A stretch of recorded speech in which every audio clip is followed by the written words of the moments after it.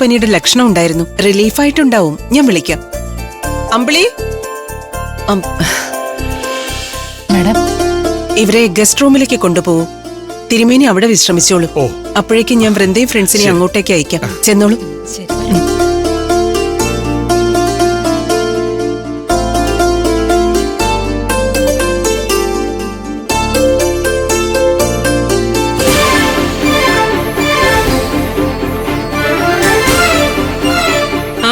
വരുന്നു.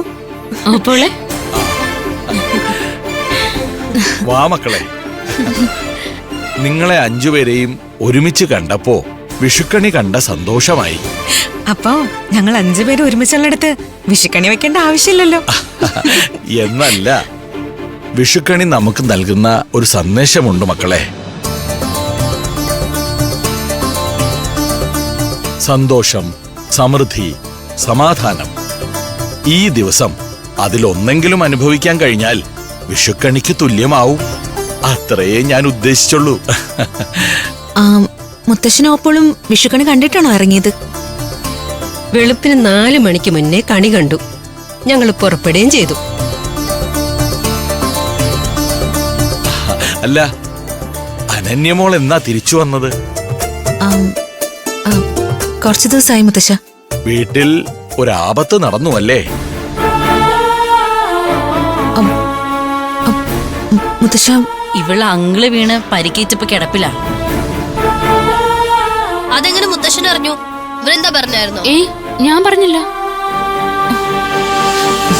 വിഷുവിന്റെ മുത്തശ്ശനും ഓപ്പോളും എത്തുമെന്ന് ഞങ്ങൾ ആരും പ്രതീക്ഷിച്ചില്ല. നിങ്ങൾക്ക് എല്ലാവർക്കും വിഷു കൈനീട്ടം തന്നിട്ട് പോവാനാ ഞങ്ങൾ ഈ വഴി വന്നത്. മുത്തശ്ശന്റെ വിഷു കൈനീട്ടം കിട്ടിട്ടേ ഒത്തിരി കാലായി. ശ്രീദേവി, വിഷു കൈനീട്ടം ഇങ്ങോട്ട് എടുക്കുക.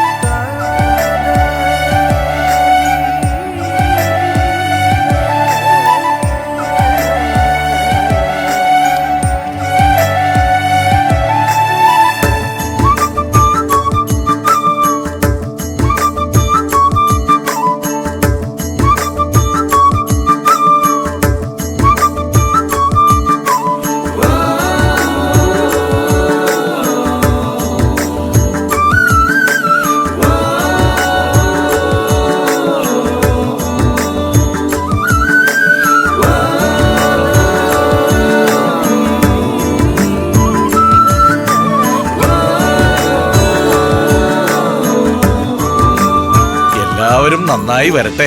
മുത്തച്ഛന്റെ വിഷു ആശംസകൾ. മുത്തശ്ശനും ഓപ്പോളിനും ഞങ്ങളുടെയും ഹാപ്പി വിഷു. ഹാപ്പി വിഷു.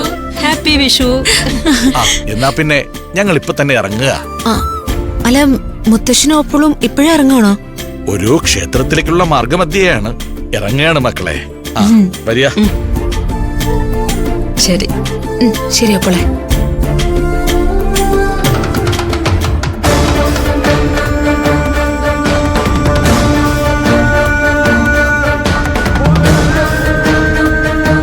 എന്താ മുത്തശ്ശ? മുത്തശ്ശ, എന്താ? ഒന്നുമില്ല, വാ.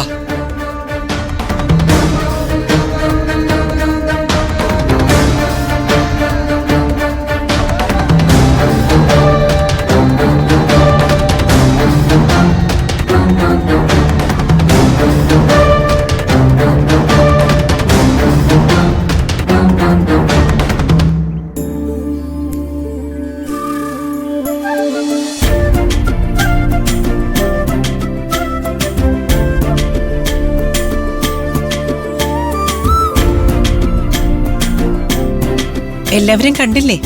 കണ്ടു, സന്തോഷമായി. ഇനി ഇറങ്ങുക. മുത്തശ്ശനും ഓപ്പോളും വന്നപ്പോ വൃന്ദയുടെ അസുഖം മാറിയോ? ഇപ്പൊ കുറച്ച് ആശ്വാസമുണ്ട് മാം. നേരം തെറ്റിയുള്ള കുളി ഒഴിവാക്കണം. അപ്പൊ ജലദോഷം വരില്ല. ഇന്ന് വിഷുവായിട്ട് ഞങ്ങൾ എല്ലാരും ഭയങ്കര ഹാപ്പിയാ മാം. മുത്തശ്ശനും ഓപ്പോളും കൂടി വന്നപ്പോ സന്തോഷം ഇരട്ടിയായി.